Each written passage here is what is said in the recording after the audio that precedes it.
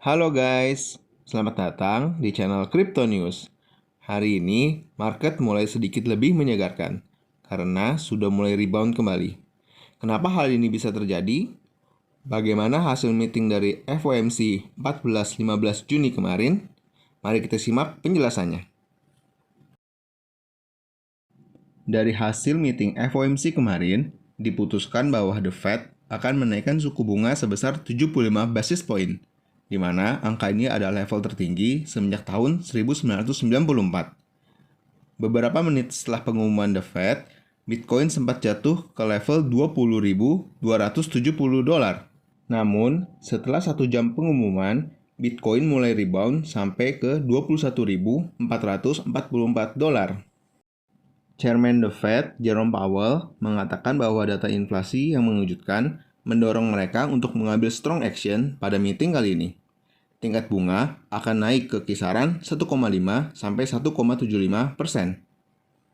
Dalam jangka waktu panjang, komite memperkirakan bunga acuan akan naik menjadi 3,4% tahun ini dan menjadi 3,8% di tahun 2023. Bitcoin turun lebih dari 5% setelah keputusan ini diumumkan.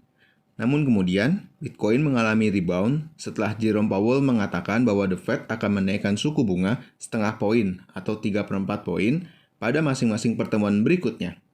Hal ini dianggap sebagai sinyal positif bagi para investor.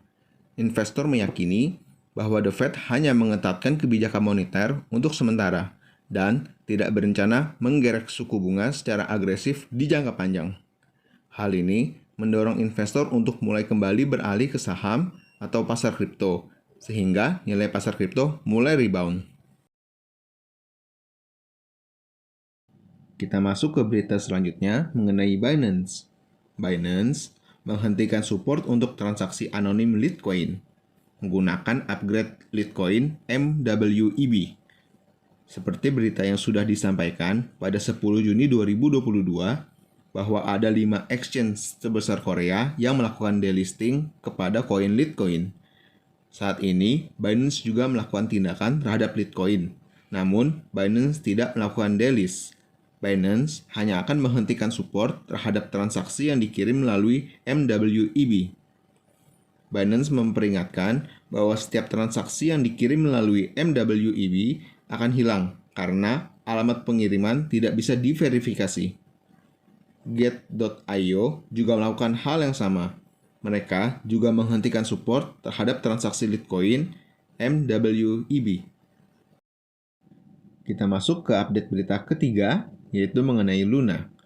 Seperti berita ini disampaikan tanggal 10 Juni 2022 mengenai dugaan SEC atas kemungkinan penggelapan dana oleh Terra Luna, Do Kwon memberikan klarifikasi. Do Kwon menolak tuduhan mencairkan 2,7 miliar dolar dari Luna UST. Setelah adanya rumor yang menduga Do Kwon mencairkan dana dalam jumlah besar sebelum runtuhnya Luna, kini CEO Terra Luna Do Kwon membantah semua klaim tersebut. Menurut Do Kwon, selama 2 tahun terakhir, satu-satunya hal yang ia peroleh adalah gaji tunai dari TFL. Ia menunda pengambilan token pemilikannya karena ia tidak membutuhkannya dan ia tidak mau menyebabkan persepsi ia memiliki terlalu banyak. Do Kwon mengatakan penyebaran rumor hanya akan menambah rasa sakit dari investor Luna. Ia tidak mau bicara banyak karena tidak ingin terlihat seperti playing victim. Namun, ia juga kehilangan sebagian besar yang ia miliki saat kejadian runtuhnya Luna kemarin. Demikian update berita hari ini. Mohon like dan subscribe-nya ya guys. Terima kasih.